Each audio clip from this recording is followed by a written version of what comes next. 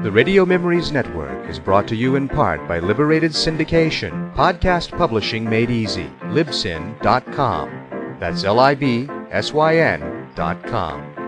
Welcome to the Old Time Radio Network Adventures. What adventures awaits our heroes?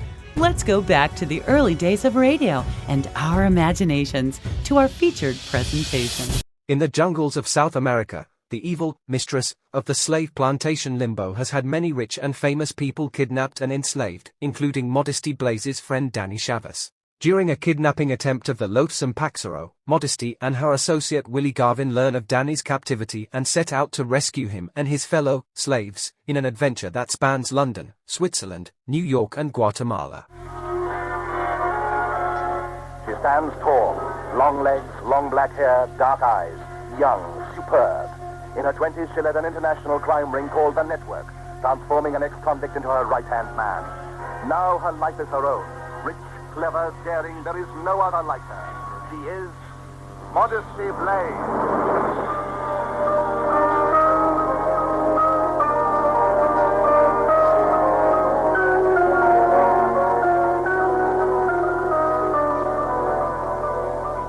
Starring Barbara Kellerman as Modesty Blaise, James Bolam as Willie Garvin, Richard Vernon as Sir Gerald Tarrant, Ferdy Nain as Ramon Paxero, and Peter Marinka as Damien, we present Last Day in Limbo by Peter O'Donnell, dramatized for radio in 6 parts by Maurice Travers and directed by Derek Hodenoff.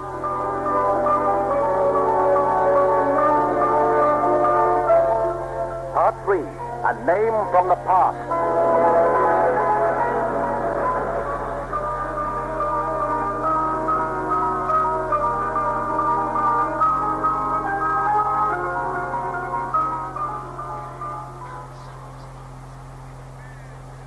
How long now, Willie? Another 15 minutes, I reckon, Princess, before we touch down at Orly. Good. After customs and a taxi into Paris, we ought to be inside the apartment in just over the hour. We've left no trail for the Swiss police to follow. Not unless you happen to be travelling as Miss Modesty Blaise. I haven't gone senile, Willie. All right, Princess, I'm only joking. You're using different passports as well, so we shall be all right. Nothing to worry about. Except for those two back at the villa. No loose ends there either. All Mr. Paxero and his pal Damien will wake up to is a pair of thumping great headaches. I was an amateur thief they caught, and it was my accomplice who clobbered them from behind and helped me burgle the place. Which is how we made it look, right? Yeah.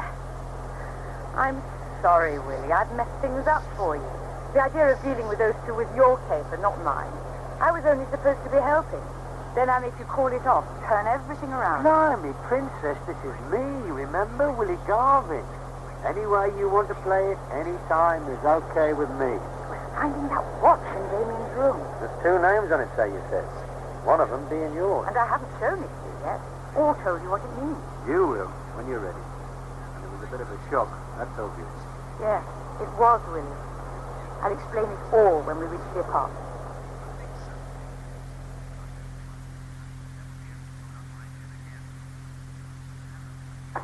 Damien, what news? Nothing further, Pax. What do you mean? Nothing further. The police say they'll continue their inquiries, but I can't see them getting anywhere. There's not much for them to go on, beyond the fact the villa was broken into. I suppose it is all a minor affair. A few articles taken, fortunately nothing of real personal value. What about you? Personal value? No, nothing like that. Very well. Let us concern ourselves with the more important matter, the Limbo operation, and the woman, Modesty Blaise. She and the man John Dell were the ones Aunt Benita asked for, and we failed to get them. Miss Benita can't have everything, or everyone. Wrong, Damien. She can, provided I can do it without blowing the whole thing wide open. Remember, she's all that is left of my family, and even more than that.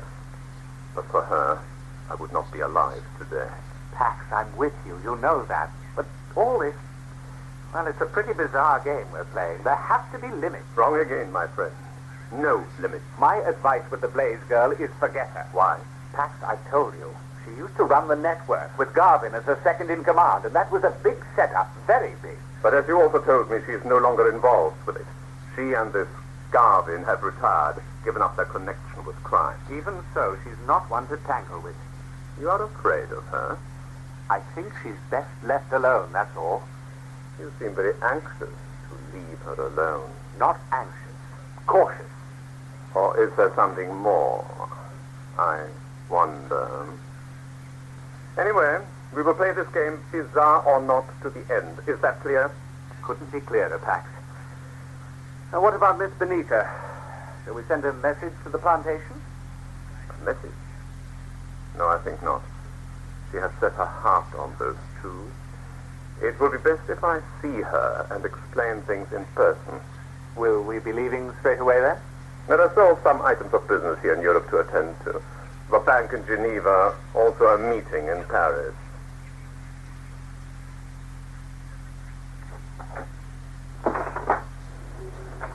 Oh, one thing about Paris never changes. The traffic. And the smell of fresh French bread. Oh, I see the little bakery still there across the street. How long are we going to be here, Princess? Not long. I didn't want to go direct to London. I needed a stopover. A place to think. Especially now. About the watch, Willie. I said I'd explain. When you're ready. Here, take a look. Oh, blimey, if that's not a right little beauty, I don't know what is. You can't call anything like this a pocket watch. It's a work of art.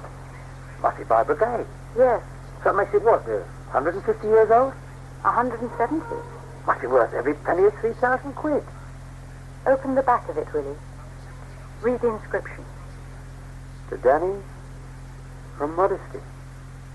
Danny? Danny Chavas.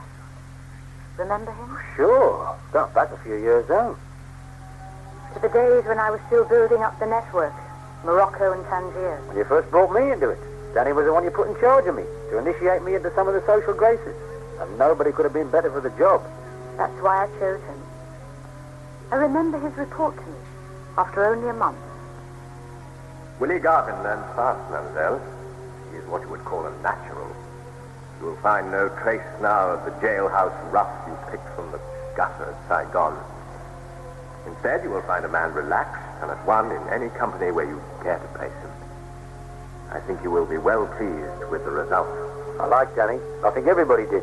Pretty simpatico he was. Good-looking fellow and all. Very. And when it came to women, he was in a class of his own. You may recall. He never failed. A flipping genius with him. There's no other way of describing it. That was his value to the network.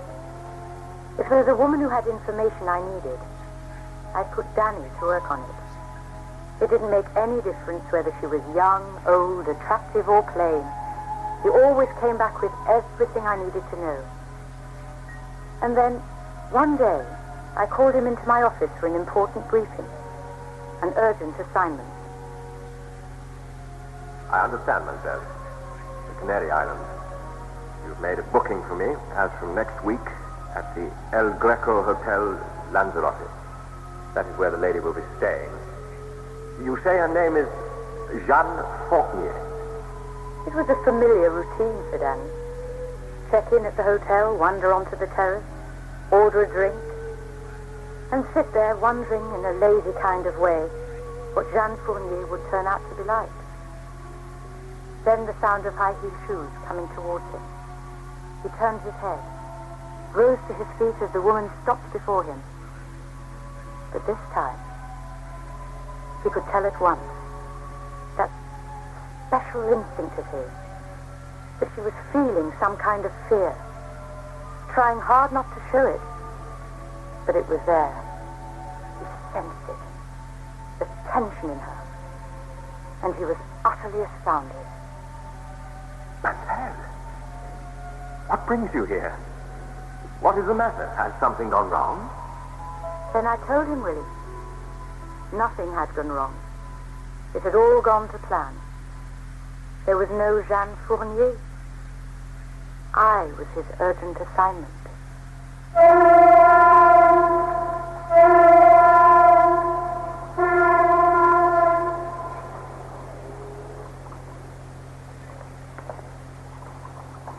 You didn't mind, did you, Willie? Being dragged out like this for a walk. Not a bit, Princess. That's what I need. Travel by the Seine. There's always something special about it, isn't there? Mm-hmm. Reminds me of a girl I once knew. Name of Yvette. I took her out on the Seine in a rowing boat. Then she wanted me to stop rowing. Within minutes, she'd got so blooming enthusiastic, she had the boat over. Oh, Willie. Even in the water, half drowning, she wouldn't let go of me. I reckon that's as close as I've come to dying for love. Here's an empty bench. Let's sit down for a minute, shall we? Sure. About the watch, Willie, and Danny Savas. I gave it to him because of what he did for me.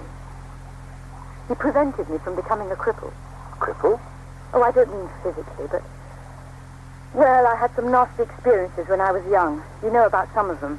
Well, I know about the time when you were 12, wandering around the Near East alone, struggling for survival. And getting raped, and sold to a brothel in Marseille. I guess I didn't realize how badly it had affected you, Princess. I mean, you've had some pretty bad times since I've been around, but you've never got twisted up about them. I know how to ride it now, Willie. But back then in Tangier, I wasn't really a woman. I didn't hate men, but I was scared out of my wits at the idea of contact. One look and I'd freeze. You managed to hide it well. There was never a whisper among the blokes. I was their boss, Willie. I made them keep their distance. Playing the cold, efficient bit suited me. I felt crippled. So I took the only chance I could see and briefed Danny Savas for the job. Well, I'm glad it worked, Princess. Any chance of passing on his secret? Oh, there didn't seem to be one. All I know is that when Danny switched on, it was 100%. You were all that existed for him. He knew just the right things to do at any given moment. And he did it so easily, so naturally. He never rushed. And somehow he wiped out all the bad times. It was like a new beginning. What about when it ended? You didn't mind? No, and don't ask me to explain that either. But there were no regrets, just good memories. Well, that accounts for him suddenly disappearing from the network, I suppose. He had to, Willie. He couldn't stay on afterwards. He knew that. And he said he understood. And now, all of a sudden, the watch you gave him turns up in Damien's room in Paxero's villa. Yes. But how? Why? Danny would never have sold that watch. He wouldn't have just lost it, and I don't think anyone could be smart enough to have stolen it from him. No, not Danny. We'll fly back to London in the morning and talk with Sir Gerald Tarrant. He's got an interest in the Paxero Damien setup. Any talking with Sir G, you better do it. I'm not exactly persona grata with him right now. Well, it's hardly the done thing to trick a Secret Service chief into believing he's been a thief's accomplice and leaving him shut up in a wardrobe. But the one who matters is Danny Savas. I owe him a debt, and a big one. If he's alive, I have to find him. You and me together, Princess. It's on my slate, Willie. You're not bound to come in. Aren't I? It's like links in a chain, Princess. If it wasn't for you, I wouldn't be me. And you wouldn't be you if it wasn't for Danny. So I don't reckon you can leave me out. I don't reckon I really want to. Thanks, Willie. The way I see it, we've got two queries at the top of the list. First, is he alive? And second, if he is, what in God's name has happened to him?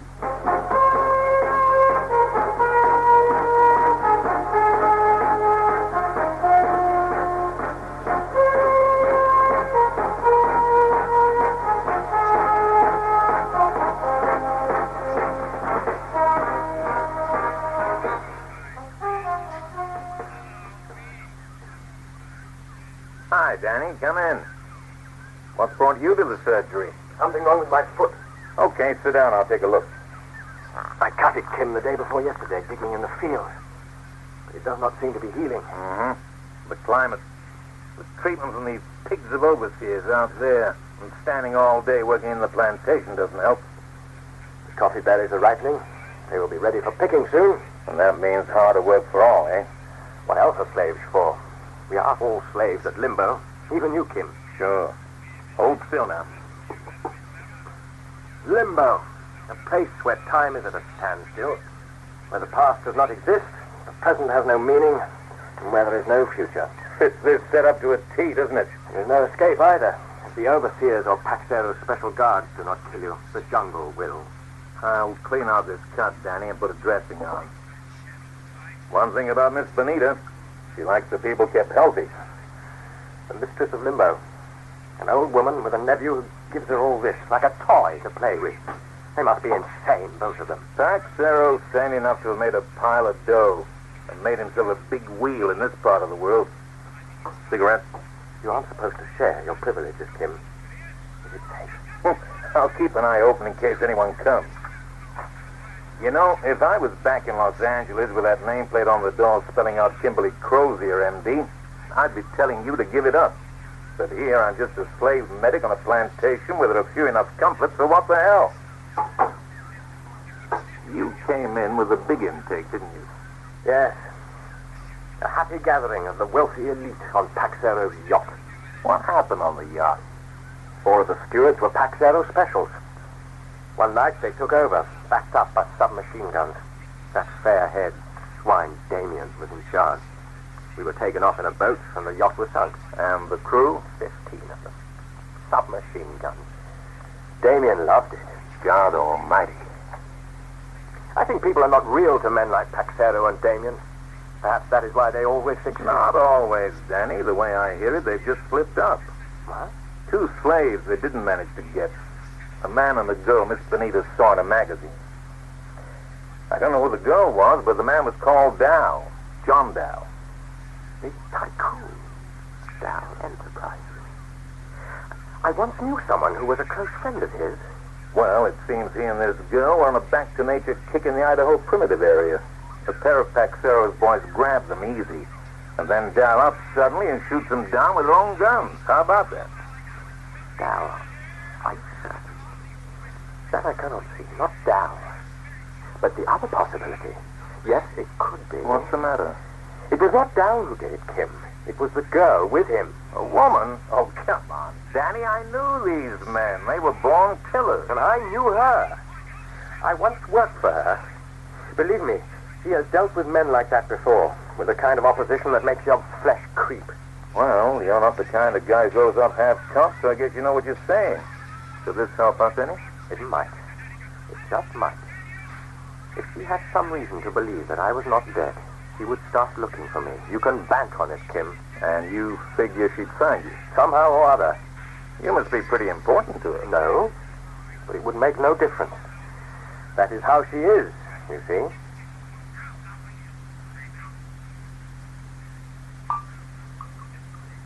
That's the Gerald brandy, of course, isn't it, Willie? Can't you tell? It's the biggest. And her cigars? Right there, Princess. The Tarrant's favorite brand. The biggest, naturally. I'm overwhelmed by your solicitude. No reason why you shouldn't be comfortable while we're discussing the Paxero business. Brandy and cigars? Very civilized, I admit, even though their purveyor isn't. But I'm very civilized for Gerald, and it's not usual for you to be rude to me. I haven't felt the same towards you, my dear Modesty, since you virtually fell on the floor, laughing, when I told you about my night in the wardrobe. Yeah, now hold on, Sir G. That wasn't the princess's doing. No, it was the accomplishment of a certain heartless snake in the grass by the name of Garvin. Neither of you is civilized, not deep down. It's only a thin veneer. But Sir Gerald, you laughed at it yourself. The fact that I was able to see the humorous side of it does little, if anything, to diminish the outrage. Oh, dear. He's really up on his high horse, Willie. I don't reckon he's going to get down off it, either. On the contrary, I am now quite ready to dismount, having registered my protest. Well, that's a relief. Then let's get on with Mr. Paxero. Whose name seems to crop up in strange places. Willie, I haven't told you yet. There was a letter waiting here for me from Dinah. Oh? That's your friend, the blind girl, isn't it? Married to that chap, Collier, who goes into psychic investigation. That's right, Sir G. Steve and Dinah Collier. How are they, Princess? Fine. Dinah wants us to fly over and spend a bit of time with them as a celebration. She's pregnant. That's nice. And how does Steve feel about it? Well, according to her, he says he's very glad it took, because he wouldn't want to go through all that disgusting business again. Not seriously meant, I take it. Where are they, Princess? Well, that's just it, you see. And why I mentioned the letter from Dinah. Central America. A place called Tenazabal in Costa Rica.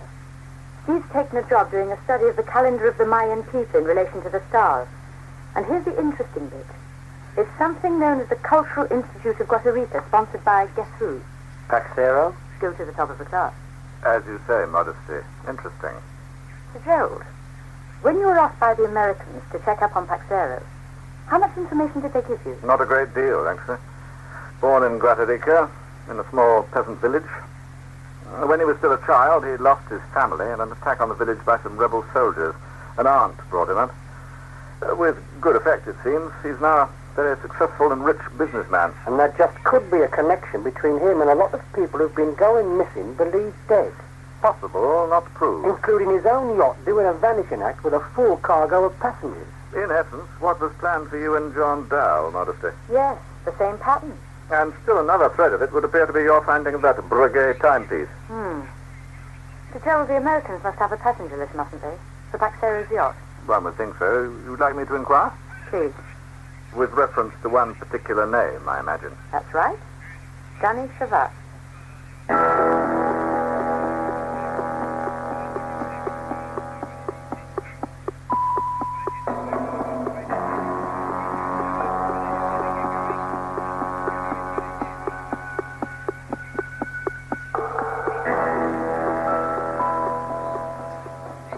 Ramon, my boy.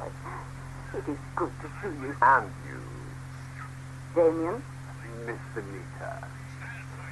Everything seems to be going well with the plantation? Do you expect anything else? The 2 new slaves I chose. Have you brought them, Ramon? No, I'm afraid not. It wasn't possible this time, Miss Benita. Quiet, Damien. Aunt Benita, I'm worried about you. You're not looking well. I am well enough. What do you mean you have not brought? I am sorry about the 2 slaves. It is sometimes difficult. Nothing in this world is easy, Ramon. You must try harder. Will you be staying here with me for a while? 2 days, if that is convenient. Is that all? I see so little of you. I have to go to Tenazabal to see the Englishman who is working on the Mayan calendar for you, if you are still interested. But of course I am. What could be more important than a study of our own gods? The old gods. Oh, Ramon, my mind goes back to that day in our village when you were still a child. The soldiers came riding, shooting, slashing with their swords at the men. Your father dead. Your brothers and your uncles cut, bleeding. The flies covering their wounds. And then they seized the women, ripping away their clothes. Oh, Benita, please. And afterwards, when it was over, I crept from our hiding place, holding you close and trying to stop you from crying. Do you remember? I remember. I looked at the bodies, and I threw away the rosary in my hand. I tore the cross from my neck and trampled it into the dust. And from then on you taught me to believe in nothing and no one but myself. I was wrong. Wrong? Lately, I have come to realize that. We are Mayans, you and I.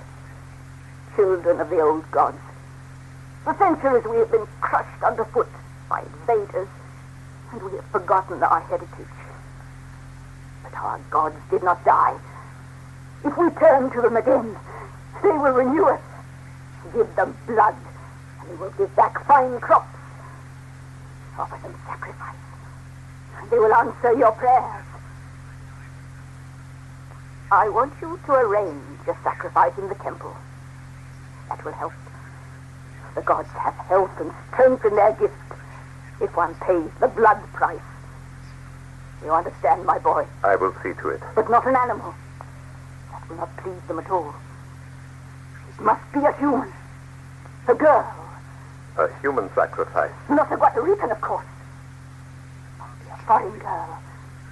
A gringo girl. That would be very difficult. That is what we must expect in life. Have you forgotten how many difficulties I myself have had to overcome in my time on this earth? Of course not. The gods will be pleased. It is too long since they had blood. Yes, too long. And it must be before the next full moon. Too soon. There are some difficulties which cannot be solved quickly, however hard one may try. I see you do not wish to do this for me. I am disappointed. My tablet. Bring the tablet, Damien. There.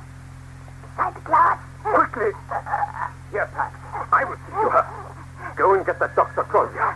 I want him here. And I want him running. You hear me? Go on, man. Move.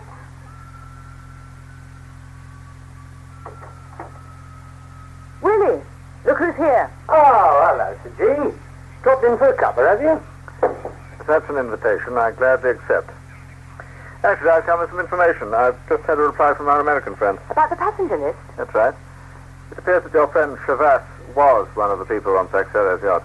So I guessed right, Willie. Mm-hmm. And if Danny had the watch with him... I'd call it 99% certain. Then how did it come to be in Damien's bedside drawer? Exactly. Maybe we ought to ask him in person, like. I doubt if he'd talk just for the asking. And we've never gone in for the heavy persuasion stuff, have we? In any event, it's rather too late for that, I'm afraid. I've been having words with my man in Switzerland. The villa's been handed back to the agency it was hired from. Paxero and Damien have left. Destination unknown. Oh, lovely. Modesty, you have considered the possibility that Chavas is dead. Considered it, yes. But I don't think that's what's happened. I keep coming back to all those disappearances over the years, with no bodies ever turning up. Not one as proof of death. You realize what follows from that? Of course. All those others who've vanished may also be alive. And that piles up a few more questions on our plate. Like who's got them, where are they, and why? First priority, though, Willie, is finding out whether or not Danny is dead. Just how do you propose to do that, my dear? At this moment, I don't know, Sir Gerald. But I know I can't just let it lie. It's a tough one. But we'll think of something. We'll have to think of something.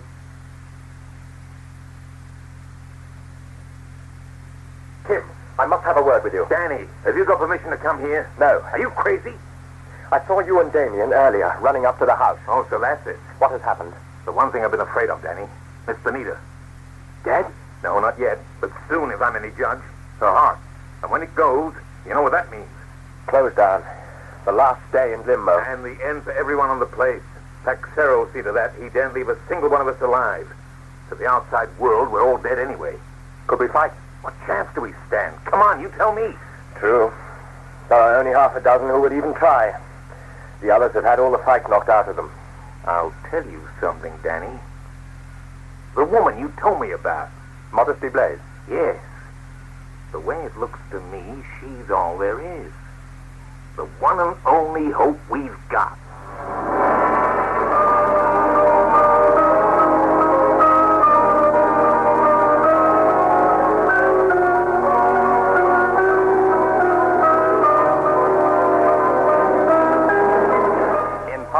Of Last Day in Limbo by Peter O'Donnell, dramatized for radio by Maurice Travers, the cast was as follows.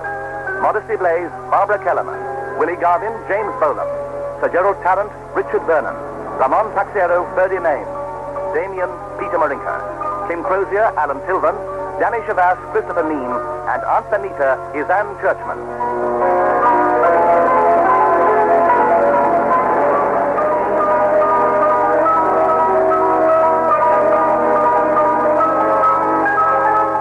Sound balance was by Keith Perrin.